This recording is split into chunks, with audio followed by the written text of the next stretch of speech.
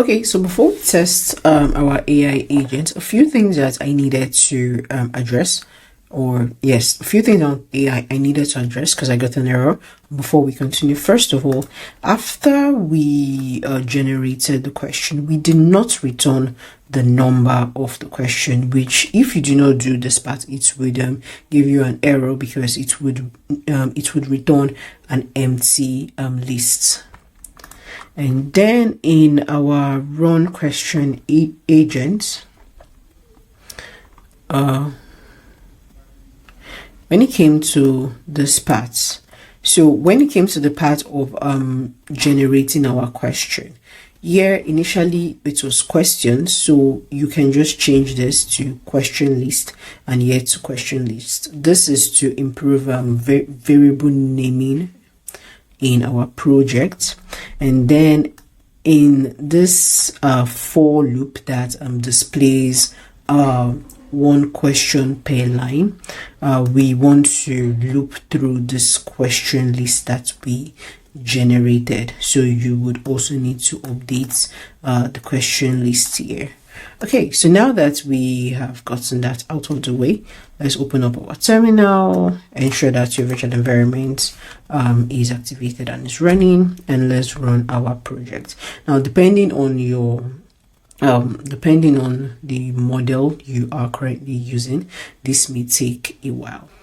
Okay, so then it's decided to generate 3 questions based on the length of our document, and it's asking us a question. So now let's say the first question is asking us what's the relationship between machine learning and deep learning. So we can see deep learning is a subset of machine learning, and so we can see this, and it's going to generate a feedback. Now you can try to run this AI agent as many times as possible and see how many questions it decides to generate based on the length of your document.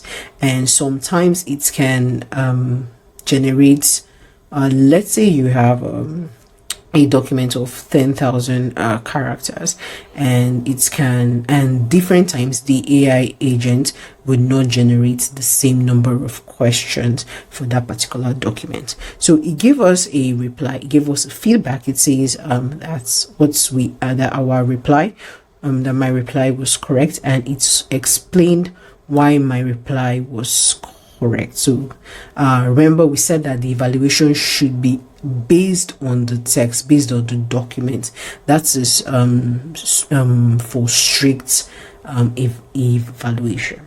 Now let's say we don't know the answer and we just want to skip, so you can just enter an empty string and it skips it based on this particular thing that we set here, and we can do the same thing here.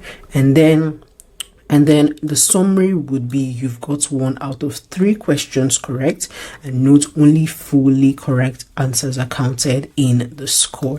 So this is how you can build your own AI agents to help you study for an upcoming exam quiz, or just to play around with building AI agents in terminal, to build AI agents that work locally and that work with open source model.